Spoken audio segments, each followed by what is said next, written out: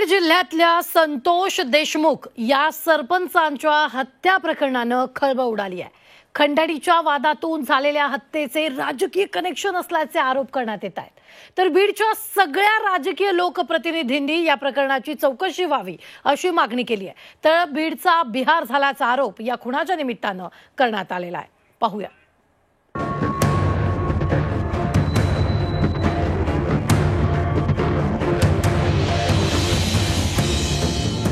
बीड जिल्ह्यातल्या केज तालुक्यातील मसाजो गावचे सरपंच संतोष देशमुख यांच्या हत्येनं मराठवाडा हादरून गेलाय। पवनचक्की कंपनीच्या खंडणी प्रकरणात झालेल्या वादातून देशमुख यांची हत्या झाल्याचं सांगण्यात येत आहे। संतोष देशमुखांच्या हत्या प्रकरणात बड्या राजकीय नेत्याचं कनेक्शन असल्याचा आरोप होऊ लागलाय। राष्ट्रवादीचे आमदार प्रकाश सोळंके यांनी या प्रकरणात बीड पोलिसांवर आपला विश्वास नसल्याचा आरोप केलाय।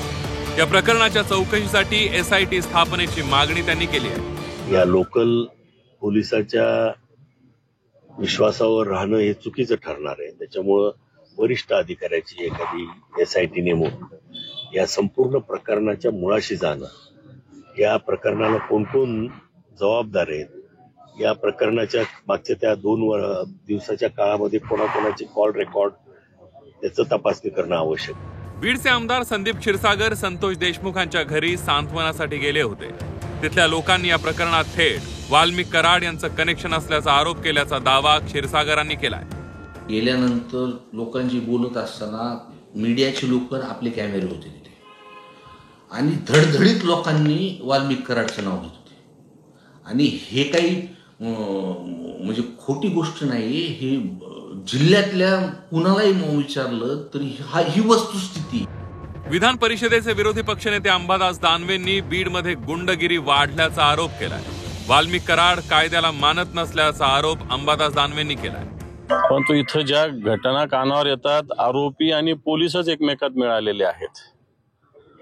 इथे काही लोकांची दादागिरी मस्ती इतकी चालू आहे की पोलीस सुद्धा काही करू शकत नाही, अशा प्रकारची स्थिती आहे।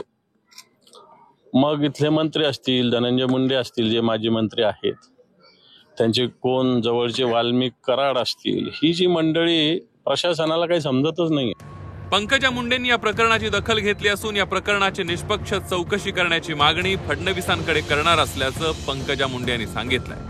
त्यांच्या कुटुंबाच्या दुःखात मी पूर्णतः सहभागी आहे। माझा परिवार, मी त्यांच्या पाठीशी भक्कमपणे उभे राहू। मी स्वतः मुख्यमंत्र्यांची भेट घेईन, त्यांच्याशी चर्चा करीन आणि त्यांना न्याय मिळवून देईन। मला वाटतं आरोपी पकडले पण आहेत, तर त्यांना नक्कीच न्याय मिळेल असं मला विश्वास। सरपंच हत्या प्रकरणाचा सूत्रधार कोणीही असला तरी फडणवीस त्यांना सोडणार नाहीत असं भाजपनं ठणकावून सांगितलं। देवेंद्रजी अशा कोणत्याही व्यक्तीला कोणाच्या कितीही जवळचा असेल तरी पाठीशी घालण्याचा प्रश्नच उद्भवतो। त्यासाठी जर एखादा मोठा व्यक्ती त्याच्या पाठीशी उभा राहिलाच तर तक्षकाय स्वाहा इंद्राय स्वाहा या म्हणीनुसार आरोपीही कायद्याच्या या चौकटीत स्वाहा। आणि एखाद्याने जर त्याला वाचवण्याचा प्रयत्न केलाच तर तो कितीही मोठ्या पदावर असला तरी तो अडचणीत आल्याशिवाय राहणार नाही। आणि मी देवेंद्रजीच्या वतीने हा विश्वास महाराष्ट्राच्या आणि विशेष करून बीड जिल्ह्यातील जनतेला देऊ इच्छितो। ज्या वाल्मिक कराडांवर या प्रकरणात आरोप होऊ लागले ते वाल्मिक कराड हे धनंजय मुंडेंचे अतिशय विश्वासू असल्याचं सांगण्यात येत आहे। धनंजय मुंडे भाजपमधून राष्ट्रवादीत आल्यापासूनचे ते सोबती आहे। परळीतल्या राष्ट्रवादीच्या प्रत्येक राजकीय घडामोडीत वाल्मिक कराडांचा सहभाग असतो।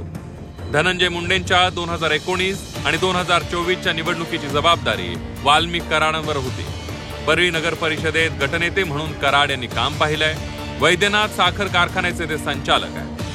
राष्ट्रवादीचे नेते धनंजय मुंडे यांनी संतोष देशमुख हत्या प्रकरण फास्ट ट्रॅक कोर्टात चालवण्याची मागणी केली आहे। या प्रकरणावरून बीडची नाहक बदनामी करू नका अशी मागणीही धनंजय मुंडेंनी केली आहे। संतोष देशमुखांचा असेल, त्याच्या अगोदरचा असेल, ही जी काही प्रकरण आहेत या प्रकरणाच्या बाबतीत वारंवार पोलिसांना सांगितलं, पण या काळात आपल्याला माहिती आहे सरकार स्थापन झालं पण स्थानिक जबाबदारी आणखीन कुठलीच कुणाला मिळालेली नाही आहे।